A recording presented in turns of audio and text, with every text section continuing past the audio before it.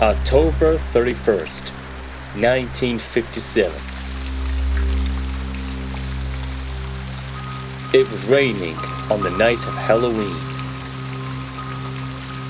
On the Camden Southwestern Railroad, sitting quietly, was ex-Clinchfield 311, an old 482 mountain steam engine.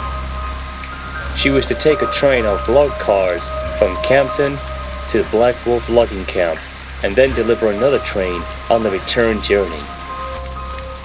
Earlier that morning, weather reports issued a severe storm warning was to come that evening, and throughout most of the day it had been raining lightly.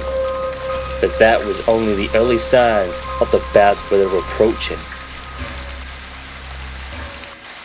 Well, old girl, it looks like we've got a storm coming in. Just my luck. Having to take this train and then take another one down the mountain in a storm. Don't you worry. I'm confident you'll make it without trouble.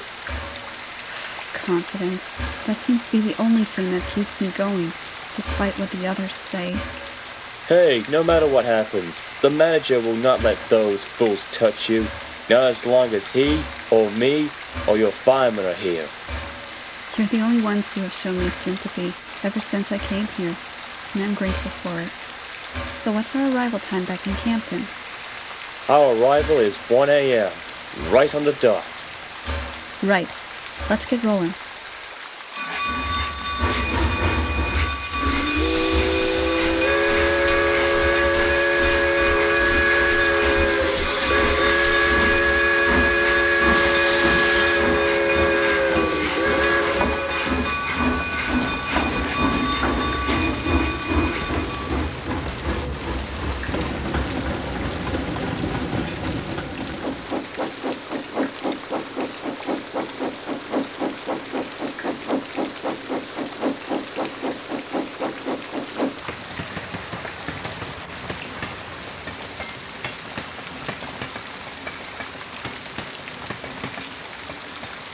During the run, 311 was doing very well, traveling 15 miles an hour, the correct speed to travel on the Miller River Canyon. When she started the long climb up the mountain, it was still raining lightly, now being followed with the rumbling sounds of thunder and whistling winds.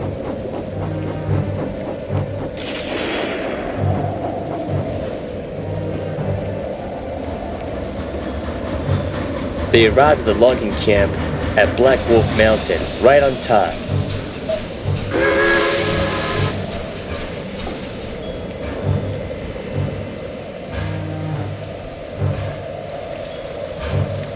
After being served and checked over by her crew, 311 was prepared to take the other train of logging cars back to Campton.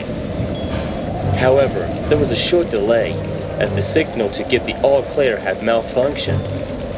It was repaired, but this only made 311 late for her return journey.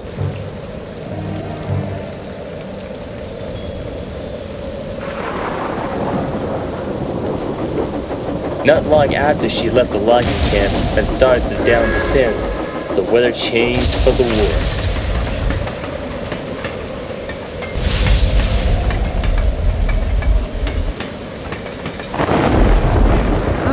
This rain is almost hard to see through.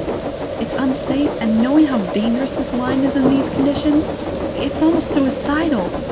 We'll be home as quick as we can after we've delivered these logs. But remember what I said. I'm confident that we'll make it out of here and be home free.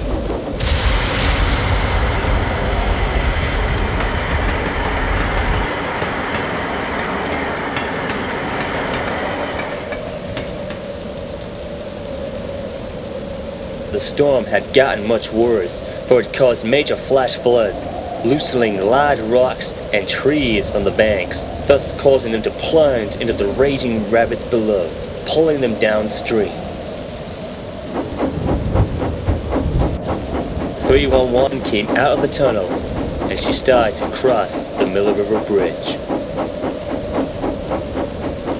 Watch out!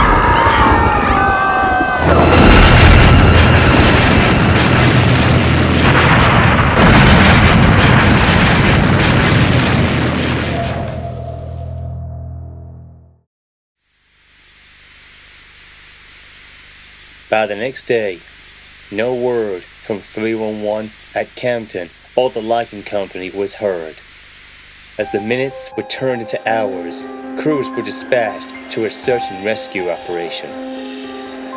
When they came across the Miller River Bridge, their worst fears had been confirmed. They saw that the bridge had fallen. When they searched towards the river, there was no indication that a train may have gone over, other than the bridge itself. Whatever happened to the crew and its engine, it seemed to have disappeared into thin air. After a new and stronger bridge was constructed, strange events began to occur. A year after the accident, a freight train was heading towards the same place where 311 had disappeared.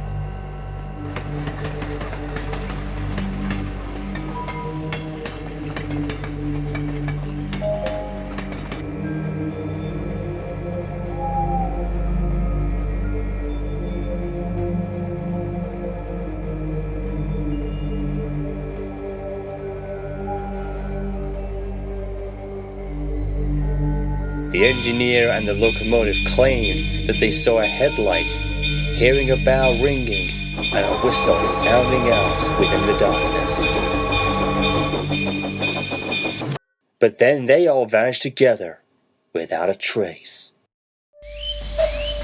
Many reports of similar events throughout the decades soon followed. According to the legend, if you walk along the old mountain line of the Highland Valley Logging and Mining Company Railroad in the fall, you might just hear the cry of a whistle in the wind. And if you're brave enough to walk the line during a thunderstorm on Halloween night, you might just get a glance of a 482 with a blood-red headlamp as it flies past you at the track, its whistle screaming into the distance, only to vanish in the night.